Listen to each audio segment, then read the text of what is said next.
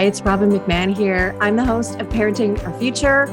And if you're listening to this podcast, I want to thank you so much for being here. I also want you to know that I'm a former angry mom. I used to yell and rage and threaten and punish my kids because I wasn't getting the cooperation or the behavior that I felt I should be getting. And I struggled for many years not knowing how to change or knowing what to do differently. It wasn't until I found the world of peaceful parenting that I learned why my kids acted the way they did, and also why I was so angry and triggered. I was able to heal my anger and leave my triggers behind so that I could focus on being the calm and confident parent I always expected myself to be. I can tell you that feeling connected to your kids is the best feeling in the world. My two boys are teenagers now, and we have a strong relationship that is rooted in deep connection. And where there is connection, there's cooperation. Parenting is the most important job we do, but it's the hardest job we do. And we do it without understanding the fundamentals of the way our kids grow and develop. We do it without knowing the way their brains work or what their behavior is actually really telling us. So it's no wonder it's so hard. And it's okay to ask for help. It's okay to say, this is harder than I thought it would be. And that's where I come in. I can help you and I can support you so that you can have the cooperation and enjoy being a parent. You can book a free call with me on my website, parentingforconnection.com. And if you want to download my free guide, How to Turn a No into Cooperation, go to triggerfreeparents.com. I really hope you enjoy the show. Thanks for listening. Hey parents, it's Robin here. All right, if you have a teenager like I do, like my guest does, you know exactly what we're talking about. You've got a tired teenager. You got a teenager who's a night owl, who doesn't want to get up in the morning. It's 12 o'clock today as I record, and I literally just gave my youngest a hug who got up, which means the other one is still asleep. But anyway, so we're talking about sleep and teens and actually what is going on with them? What is going on with these teens and their sleep? So I have Lisa L. Lewis here. She's the author of The Sleep-Deprived Teen, Why Our Teenagers Are So Tired. Yes, boy, are they ever. And what parents and schools can do to help them thrive. Now, in addition to writing about teens and sleep and other parenting topics, she's actually helped to get California's new law on healthy school start times passed. Like, what a hero. And she's also written for other publications like the Washington Post, the New York Times, the Atlantic, the Los Angeles Times, and others. And she is a parent. She's been parenting, I should say, teenagers for over 7 years. She has a child who's in their 20s, and then she has a newer or a younger child who is an active teenager. Welcome, Lisa L. Lewis. Thank you. Thank you so much for having me. Thank you. And thanks for the work that you're doing and recognizing that actually our teens aren't lazy, because what we end up doing is we see them as lazy, where we look at them like, okay, you guys are growing up now, you're closer to adulthood, and we blame them when they're tired and sleepy, and then we label them as lazy or whatever else we want to call them, right? We can say some not nice things to them when in fact, there are reasons for what's going on with our teens. Teens really need to be parented in a different way from so many different perspectives. And this is one of them. So let's just sort of start at the beginning. What made you write this book? Like, what got you interested in this to begin with? Yes. So I have been pretty immersed in this topic of teen sleep for the last 7 years. Okay. Specifically, dates back to August of 2015, which was when my oldest, my son, was just entering high school. That was the beginning of his freshman year. Okay. And at that point, our local high school started at 7:30 in the morning. Oh, early. Yeah. So that's normal? I'm sorry. Is that normal? Well, so here's the thing. So first it was earlier than the elementaries and the middle school start in our town. So this was the earliest he'd ever had to start school. And I did some checking, wanting to know the answer to that, question, like, why is it this way? How long has it been this way? It had been this way for years and years. Nobody could even tell me how long, the 7:30 start time had been in effect. I'm, in a town where the high school dates back to 1892. So there are plenty of people in town where they went to that high school, and then their kids went to that high school. They all remembered it starting at 7:30. So this was a legacy start time. So wow. The issue, though, what I quickly found out was, in addition to not being able to find out how long it had, this start time had been in effect, what I quickly found out was that this issue of schools starting too early was not just unique to our community. That in fact, it is an issue around the country. And I say that, I'm in the US, and so most of the research I've done is US based. But the other thing that's really critical is 2015, right when this issue sort of hit my radar, because it was affecting our household, because it was clear that he was not, fully alert at 7:30 in the morning. No kidding. 10 when I was getting in the car with him to drive him to school, he was exhausted by the end of the day. And so that's when I did start looking into this of, well, why does it start so early, et cetera. Just so happened that my interest happened to coincide with this whole issue of teen sleep and the impact that start times have on it. That whole topic was really hitting a critical mass. So the same month, August of 2015, the CDC had just released a report on school start times across the country in the US. Yeah, and I think it was 7:59 was the average start time for US public high schools. So can I stop you for just 1 second? Oh, yeah. Why is it that early? You might be getting to that, but I just need why? Yes. Because I'm sure teachers don't want to get up that early either. I just want to say, maybe they do, I don't know, but I don't want to get up that early. And have to get myself ready and everything else ready, right? And what if you've got younger kids? Oh my gosh, I'm not happy right now. But why? Yeah. Well, so let me just say quickly, and then I'll delve into some of the why. So 2015, what had just been released the previous year, 2014, was an official policy statement by the American Academy of Pediatrics, recommending that middle and high schools start no earlier than 8:30 in the morning, because of the impact of start times on teen sleep and all of the implications, that stem from teen sleep deprivation. And so that was in response to the fact that far too many high schools are starting much earlier than 8:30. So as to your question about why this is, so there's a couple answers, and mainly it's because they were set long before this teen sleep information was widely known. So, in fairness, that wasn't, a factor in the decision making. But the other key piece that, I guess really is part of that first point was, in a lot of cases, start times ended up being set based on things like bus transportation. So, for example, in a given district, if they have buses that are taking kids to school, they're using the same fleet of buses. And so they're doing a tiered system for elementary, middle, and high schools. And because they didn't yet have that data knowing about teen sleep, absent that, it was just sort of assumed, the older kids, they're probably the ones who are best able to be out there early in the morning. So in fairness, they didn't know at that point, but then these schedules endured. So I call them legacy schedules. Right.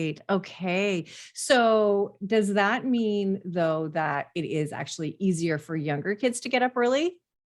Well, yes. And I say it like that because the caveat is nobody should be going to school at 7 a.m. And there are some high schools here that start at 7 a.m. So really, the best sort of common sense guideline would be really no earlier than 8 o'clock, ideally, for any of the kids. I think that's true. Though, so young kids do wake up earlier in the morning. They are more alert earlier in the morning. And, and that is a fact, as we know, when we parent our kids, we see this shift as they get older. Like every parent knows this, right? Well, yeah. And to, a point you made earlier, it's not that our teens are lazy, because sometimes people think, they should just go to bed earlier. Well, part of it is they have a circadian rhythm shift that takes place at the onset of puberty. And what that means is their sleep schedule shifts later.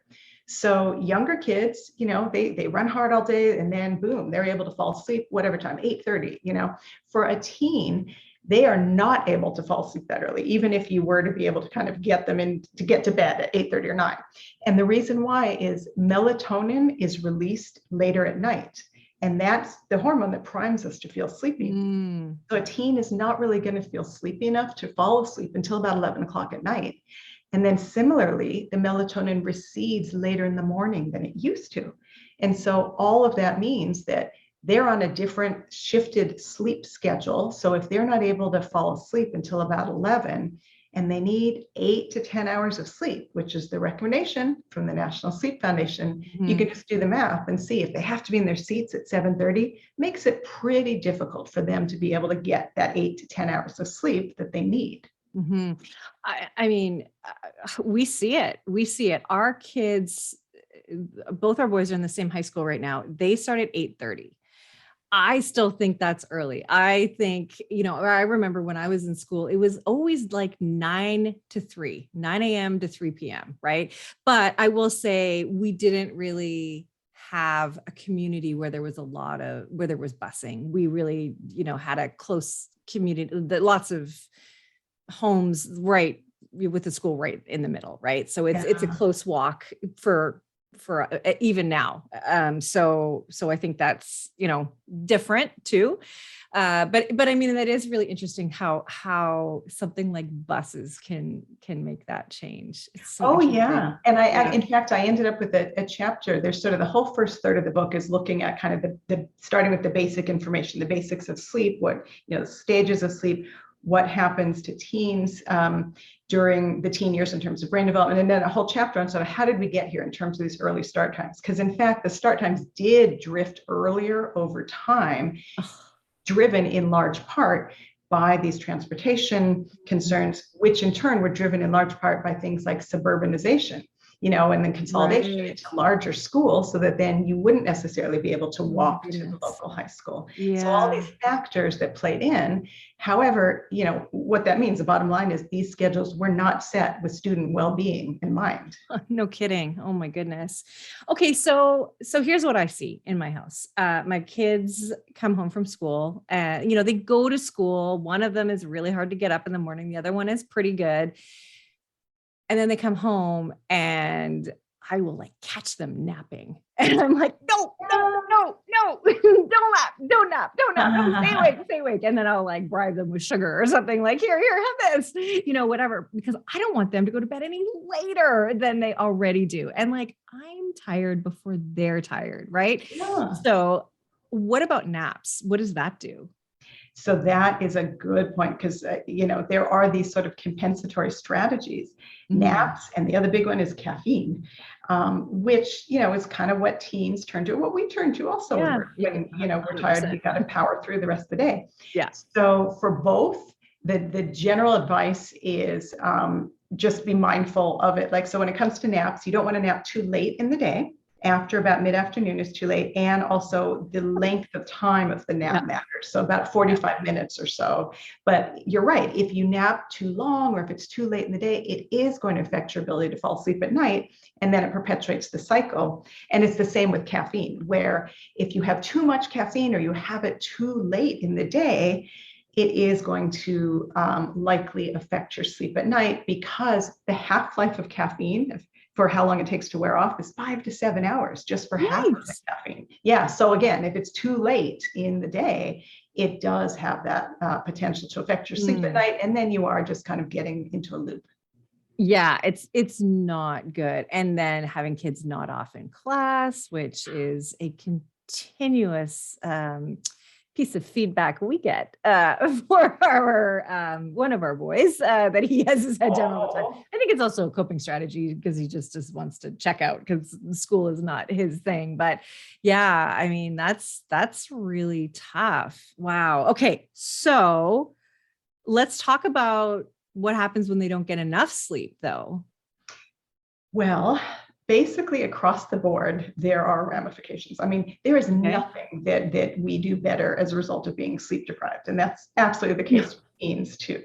So, and just to give you a data point, again, this is from the US, from the CDC. They did a survey in 2019, and they found that only 22% of high schoolers were getting at least 8 hours of sleep at night. And again, 8 hours is the minimum they should be getting. So only like 1 in 5 are getting that minimum amount. So, I mean, just to kind of give you a sense of the scope of this, What that means, though, is across the board, there are these ramifications. So, literally nodding off in class clearly is one of them. If a kid is asleep, they are not learning. Yeah. Even when they're there and they're sleepy, they're not learning optimally. So No. as part of this whole, book writing process and the legislative journey, I have been in touch with sleep experts all around the country. And one of them, pioneering researcher, her name is Dr. Mary Carskadden. And the way she described it to me was that there are basically 3 key ways that sleep affects learning. Okay. The first is it affects your ability to attain that information. So when you're in the classroom and you're trying to learn in the first place, that is not happening. So, essentially acquiring that information. Then it also lessens the likelihood of retaining that information, because that process largely happens when we're asleep, in terms of all that new information being consolidated and stabilized and strengthened. And the third issue is that for sleep deprived, it impairs the ability to retrieve that information, be able to draw on it. So when you're trying to take a test, or when you're trying to do your homework, building on concepts you learned in class, all of that. So, the whole process of learning is impaired by kids being sleep deprived. And that's kind of the whole reason they're in school, right? Yeah. No kidding. So we've just shot ourselves in the foot, basically. Exactly. So there's that. There's so many. I mean, we could talk about drowsy driving and, athletics and impulsive behavior. But the other one I really want to touch on is mental health, because that is just so important. And this was the case even before the pandemic, that we know teens were having mental health issues, and they really have just skyrocketed since then. Yeah, So, it's really shone a light on it. Yeah.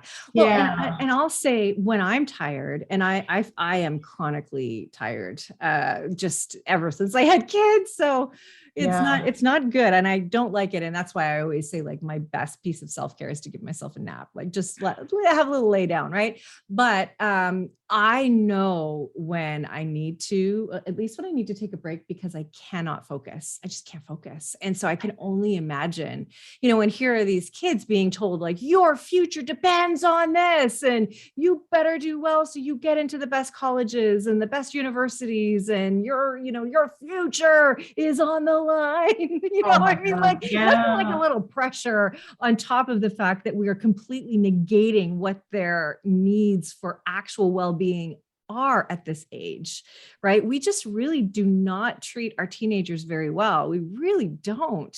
We don't really seek to understand their behavior. We just really just want them to be grown-ups and get over it, Yeah. And essentially they're running on empty, which makes it very, so how long does this last? Is it just the teen years? When does their circadian rhythm come back to, I don't know, normal levels? I don't know. That's a really good question. And I will just say that I'm not a medical expert. And so I will just confess, most of what I concentrated on was what's happening during the teen years, all the effects. What I can tell you, though, is that the need for 8 to 10 hours of sleep is up until age 18. And after that, they shift to the adult sleep needs, which is a recommendation of 7 to 9 hours of sleep.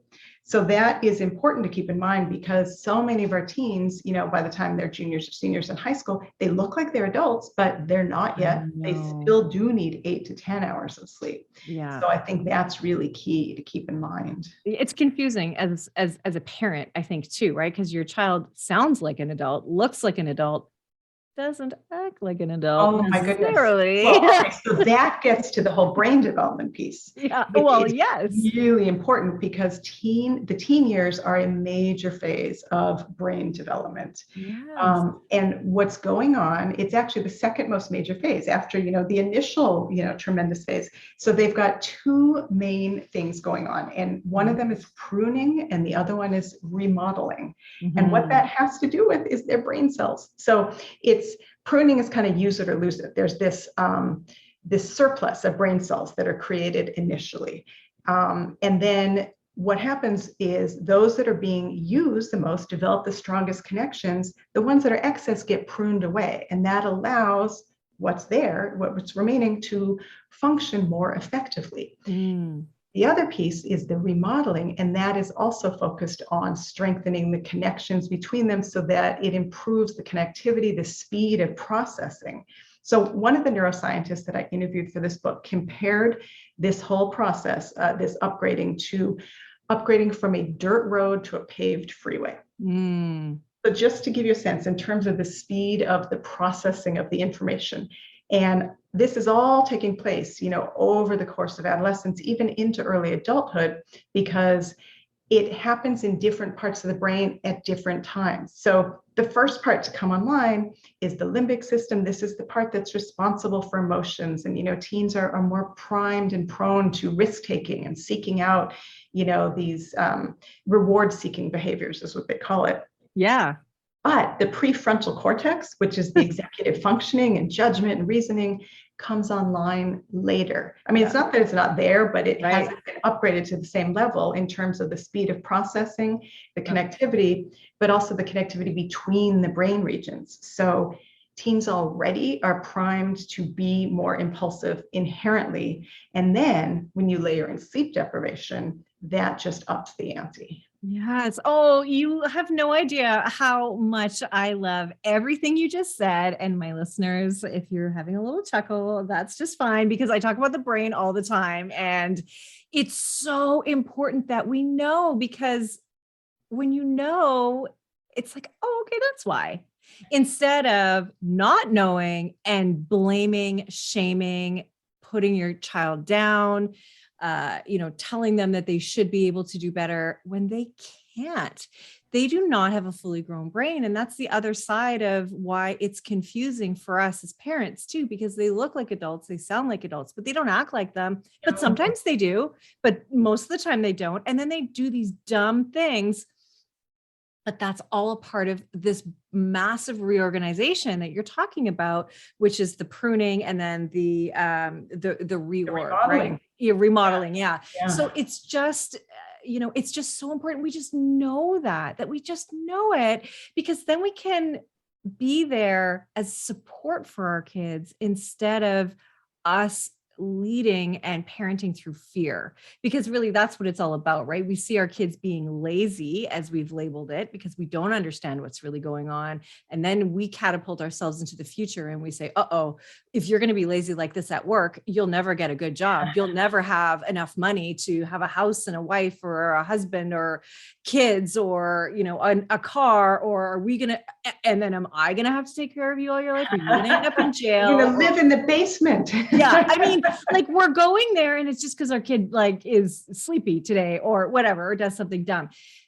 So just knowing that is so empowering. And I'm so excited to hear that from you. So I just geeked out big time for all of that. So, okay. So you didn't just write a book on sleep time. You literally created and helped pass a law. So let's talk about that whole piece on California's new law on healthy school start time. So you've been doing this for 7 years. How long did that take you? Well, so this is the thing. It was a bit of an improbable journey, because at the outset, in 2015, my oldest was starting high school. I'm immediately realizing this is an issue. Yeah. So as a parent and as a parenting journalist, I started looking into it and trying to gather more info, as I'm wont to do, and started writing about it. So my first articles on school start times and teen sleep were coming out the spring of his freshman year. So spring of 2016. And then I wrote an op-ed that ran in the Los Angeles Times, September of 2016, called Why Schools Should Start Later in the Day. And the LA Times is the closest major daily to where I live in Southern California. So that op-ed, beginning of my son's sophomore year, was read in the newspaper by one of our California state senators, Anthony Portantino. And again, you can't script this. You can't say, I'm just going to do this and this is how it's going to unfold. So I certainly wouldn't have predicted this at the outset. But he read that op-ed in the paper. He, at that point, had a daughter in high school, and their local high school was in the midst of having these conversations about school start times. So it happened to resonate with him. He decided, I think I want to look into this issue further. And he ended up introducing a bill on it. So as part of that information gathering that he was doing, he reached out to a group called Start School Later, which is a national nonprofit. Actually, they have chapters internationally too, all volunteer run. And it was an advocacy group formed in 2011, all about starting schools later. So I had found out about them when I first started gathering info and writing about it. I had started my own local chapter because I was going to start doing local advocacy to do this, because up until now, this is how it's happened, is locally in various communities. So his office, in looking into the issue, also tapped into the fact that there was this group out there, Start School Later, reached out to them. Start School Later put his office in touch with those of us in the state of California who were chapter leaders, of which I was one. And so that's how I initially, found out he was planning on introducing this. The bill got introduced in February of 2017, and I ended up sort of shifting my focus in my volunteer efforts towards that, because I could see this was, something, this new opportunity. And, so I just kind of decided I would follow it and see where it went. That led to me testifying at the state capitol that summer in front of one of the, as part of a committee hearing. I stayed involved, just doing all sorts of volunteer advocacy and communications, et cetera. It was a lengthy 2.5-year legislative journey. In the end, it was signed into law by, this is the second time it had gotten to the governor's desk. The first governor had vetoed it, long process. Finally gets signed into law by Governor Gavin Newsom in California, October of 2019. Okay. With a 3-year implementation window, so that, you don't just flip the switch immediately and expect everyone to adjust, right, which is a best practice. You got to give people enough time, right? Got to reorganize those buses. Well, and families have to have time to adjust too, because it's work. Schedules are built around our kids' schedules, right? Yeah. So 100%. When my kids were in elementary school, their day ended at, it was either 1:47 or 1:48. I really should go back and look it up, but it wasn't even 1:50. It was like so precise. But you had to either be there to get your kid, or you had to have made arrangements for your kid to go to after school care. I mean, parents know we have constructed, some sort of a system. So when you shift those school start times, everything needs to adjust, right? Totally. Yeah. So there's a 3-year window. Well, that law officially goes into effect July 1st, 2022, and it's the first law of its scope in the US. So California is the first state to require set start times, meaning no earlier than 8:30 for public high schools in the state of California, and no earlier than 8 o'clock for public middle schools in the state of California. Yeah. Wow. And I looked this up, that's about 3 million kids in the state who are going to be affected by this. So the scope is, well, congratulations to you and everybody who were a part of this. I mean, that is a huge win. And how amazing is that? Like, it's so incredible to see something like that come to fruition. And so congratulations, 1 state down, 49 to go. Yeah, exactly. You got this, Lisa. It took 7 years for the one. So let's see how long it takes you for the rest of them. Well, and I mean, just to be fair, as you know, like I was sort of the spark for the California bill, but this drew on, decades of research, and all of these sleep advocates and experts were supportive the whole way through. I mean, the woman who's the physician who was the lead author on that American Academy of Pediatrics policy statement was writing letters of support. I mean, this was really broadly a group effort. Yeah.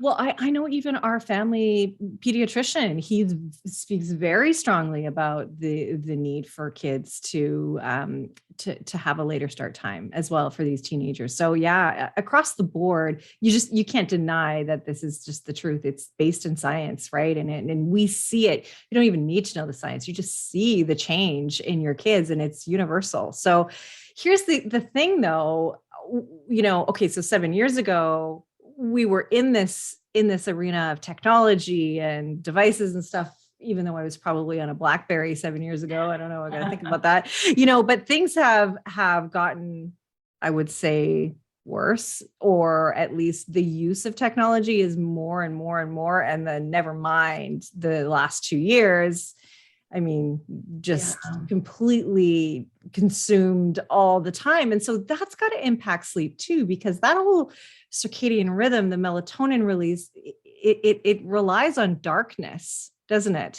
Yes. And light. Yeah. So this was really interesting to me, all the information out there about technology. And I literally ended up with an entire chapter on it because there was so much to say.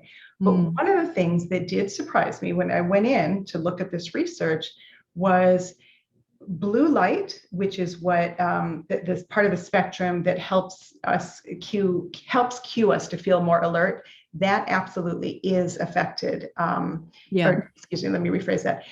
The blue light that our tech devices emit is the part of the light spectrum that cues us to feel more alert. So, during the morning, it's great to have blue light because it does help you feel more alert. But the fact that all our devices are emitting blue light is something that can affect us, as you were just saying. Right. However, what was so interesting to find out, though, when I was talking to various sleep experts, was of the 3 ways that tech impacts sleep, they thought that was the least of the issues. In fact, one of them gave the analogy of, putting a blue light filter on your device is sort of like putting a filter on a cigarette. So the other 2 ways that do impact sleep even more are the fact that it's cutting into your sleep time. So if you have a teen who is on their devices till 1:30 in the morning, well, of course, that's cutting into your sleep time, right? And the other key piece is that when we're on tech, it's stimulating and it's engaging. So it's revving us up. So you can't, be online playing this fast-paced video game or being embroiled in some kind of drama with your besties or your frenemies or whoever it is, and then just sort of drift off to sleep peacefully. Like that's how it really impacts us. Right. And our teens, I should say. But here's the other thing. All of these, tech devices and apps and everything that we do, they've been designed to be deliberately immersive. So it's not like our teens are just weak-willed. I mean, these are specifically designed to suck them in and to keep them engaged as long as possible. So, social media, the likes that they get, that's a form of reinforcement and they're primed for reward seeking. Even things like, when you stream television shows, they have an automatic countdown after one episode and it just sort of seamlessly leads into the next one. So like all these are ways that are designed to keep us too engaged as much as possible. So that's kind of what we're up against, which I think is important to recognize too. Yeah, that's really true. I mean, I can't even count the amount of times where we've, even my husband and I, when we're watching a show or we're, whatever, it's like, oh, let's just do another one. We'll just stay up later, and we always pay for it later. Like, why do we do that? Well, and here's the thing, when we were growing up, that wasn't an option. You watched the show when it was on and when it was over, that was it. Till the next week. That's right. I mean, so true. So it's even more important to have this discussion now, really, because we're up against more. So what do we do? How can we support our kids in getting enough sleep? What do we do without there being tons of conflict at home too? I know, it's so hard. So there are a number of different things we can do. That's the good news. Okay. So, good. I mean, my bias and clearly the science shows that helping advocate for later start times is such a key piece because that's so key. When you look at the morning piece of the equation of them getting up too early in the morning, that's governed by start times. And then the other things that are based on start times, like if there's a 0 period class or there's a before school practice, those are even earlier. So really advocating for a healthy school start time. And that is something parents can do. And that's how I get involved. That's how, in many cases, parents have played a critical role in all the places where school start times have been changed to date. But there are also other things, looking at the nighttime side of that equation. Yeah. And so for that, when it comes to tech, for instance, and this is something I did have, some lengthy discussions with some of the people involved in the research on this. And, best practice is setting tech guidelines in your home. And my question to them was, okay, well, what if you haven't done that yet? Because in some cases, the technology sort of blew up, in terms of all that it does and all of these bells and whistles and things that are distracting. That came of age as my kids were coming of age. So I wasn't like already versed in it. And I, sort of almost caught me a little bit unaware. So I feel like if you have younger kids, it's a little easier because already. But then again, something else is going to come up. So ideally, you want to have already set tech guidelines in the home before your kids hit the teen years. If you haven't done that, you still can do it, but it's definitely much more of a discussion with your teens to get their buy-in. And so a lot of it is starting from basing it in kind of some of this common information. So to help them understand, they really do need 8 to 10 hours of sleep. That's a starting point, because we always hear, oh, 8 hours. Well, 8 hours is the minimum for teens. It's also talking to them about some of this stuff about tech, about, that it is designed to be deliberately immersive, because, that's not necessarily something they think about. But it's also getting their buy-in in terms of whatever kind of guidelines you're going to set in the home. So, it's having them perhaps experiment with, well, maybe instead of having your phone by your bedside at night, what if you try putting it across the room and see how you feel? Like, that was one suggestion I got. The real best solution for that is charging them outside of the bedrooms, in the kitchen. But then in that case, that's something where as parents, we have to be modeling that same behavior. So our devices are there too. So it's a family role. Yeah. Things like that. Yeah. So it is much more of an ongoing conversation, probably. But then particularly for those of us with older teens, it's recognizing too, when they leave home, they have to ultimately be responsible for this on their own. So they kind of have to have, you want them to be bought into it and to understand it, because we're not always going to be there. With an 8-year-old, you can have more deliberate control over things like that, access to your phone and all that. You can even still try and do that all the way through high school, but at some point they're not there, and they do need to do this on their own. So helping them understand and buy into it is kind of the ultimate path to success. Yeah, it's so true. And,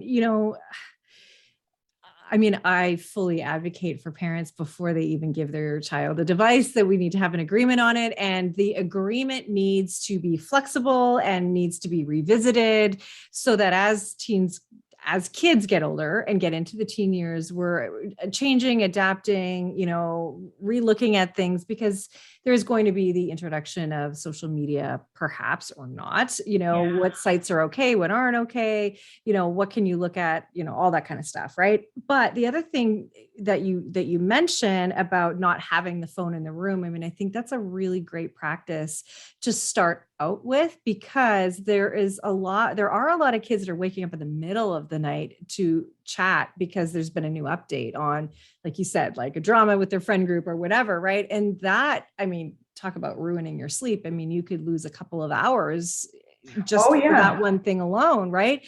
So we're so lucky. You are so well versed in all of this, and you have a guide for us on tips from your book, The Sleep-Deprived Teen, in the Parent Toolbox that the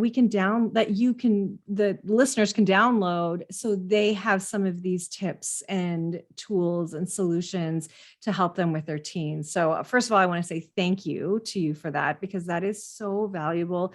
And the Parent Toolbox, if you're not a part of it, it's totally free. You just sign up so you get access to all the tools, and there's tools in there for all different things. In fact, there's a whole section just on teens. So if you want to just dive into that, you'll find all sorts of resources there, and it's parent-toolbox.com. So I just want to thank you for everything that you've shared. And is there any last piece of advice you want to leave the listeners with? I think what I would say is just the overarching message, perhaps, is just make sleep a priority. And I think that's for us too, as adults. There have been studies that show when teens who've gotten enough sleep said that they had fewer arguments with their parents. So that's something that's important. But also just, we know, I shouldn't say we, I know when I've gotten a good night's sleep, things go better. And so when you have a parent who's well rested and a teen who's well rested, that's going to set you up for success far more than if the opposite is the case. So just making sleep a priority for us too. Even some of that behavior you mentioned of getting on their phones in the middle of the night, adults do that too. They've done studies, so that's another good takeaway tip, which is turn off the notifications and the alerts. Yes. But just making sleep a priority. That is overarching, and understanding teens need 8 to 10 hours, and sleep makes everything go better. and sleep provides emotional resiliency. That's another key message. Oh, I love it. Yes, emotional resiliency. And it will allow them to attain the information, have retention of it, and be able to retrieve it when they're learning in school. So Lisa L. Lewis, you are amazing and wonderful. And I'm so happy that I met you. This has been really, really good. And I hope everybody listening is going to go out and get your book, The Sleep-Deprived Teen, Why Our Teenagers Are So Tired and How Parents and Schools Can Help Them Thrive. I mean, this is a major piece because these kids are getting ready to launch and we just need to understand them better and set them up for success. So I love everything that you've said. Thank you so much. Thank you. Thank you. I love chatting about sleep, and this is a great conversation. So thank you. Thank you for listening to this edition of my podcast, Parenting Our Future. I'm parent coach Robin McMahon, and if you're enjoying this podcast, please share it with someone who you think might also need to hear this message. And don't forget to subscribe, and if you like my work, I would be grateful if you gave me a 5-star rating. For those of you who like my content and want more, visit me at yellingcurebook.com to get your copy of my book and to find other resources to help you. Until next time, I am wishing you and your family peace and